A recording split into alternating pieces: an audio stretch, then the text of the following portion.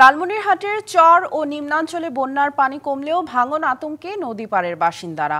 উজানের ঢল ও টানা বৃষ্টিতে তিস্তা সহ ২৬ নদ নদীর পানি বেড়ে প্লাবিত এলাকার মানুষ রয়েছে চরম দুর্ভোগে। বন্ধ রাখা হয়েছে শিক্ষা প্রতিষ্ঠান। ভাঙন অংশে নামমাত্র জিও ব্যাগ ফেলা হলেও তা কাজে আসছে না, অভিযোগ ভুক্তভোগীদের। রবিবার গভীর রাতে তিস্তার পানি বিপদসীমার ৫ সেন্টিমিটার ওপর দিয়ে প্রবাহিত হচ্ছিল, তবে সোমবার সকাল থেকে তা কমে বিপদসীমার ৯ সেন্টিমিটার নিচ দিয়ে বয়ে যায়। পানি কমলেও তিস্তার বিভিন্ন স্থানে ভাঙন দেখা দেয় স্থানীয়দের মাঝে দেখা দিয়েছে উদ্বেগ।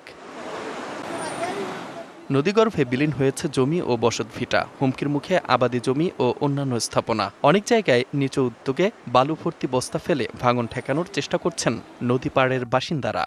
লোকের চলাচল, যানবাহন, বাড়িঘরদোর সব তলে গেছে। গরু ছাগল নিয়ে খুবই করুণ অবস্থা। এই পানি যদি ঢোকে, এই পানি বাইরে দিয়েও খুব সমস্যা হয়। রান্নাঘরে পর্যন্ত পানি উঠে গেছে। এখন কিভাবে আমরা ভাত রান্না করব, খাবো, সেটাও বুদ্ধি পাচ্ছি না।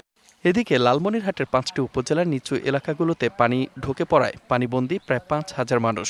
ডায়ালগ সুবাসিত টয়লেট ক্লিনার, যার পাওয়ার প্লাস ফর্মুলা টয়লেটের কোনায় কোনায় পৌঁছে ৯৯.৯৯% জীবাণু ধ্বংস করে।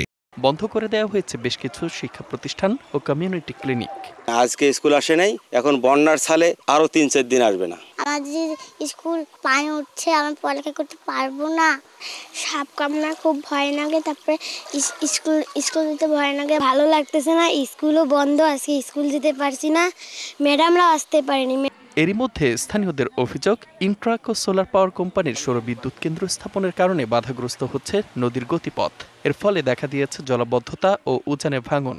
এটি প্রাকৃতিক ভাঙন নয়, এটি একটা কৃত্রিম ভাঙন। এই কোম্পানিটি গড়ে এটা সুযোগ করে দেওয়ার জন্য আজকে আমাদের এই দুর্দশা।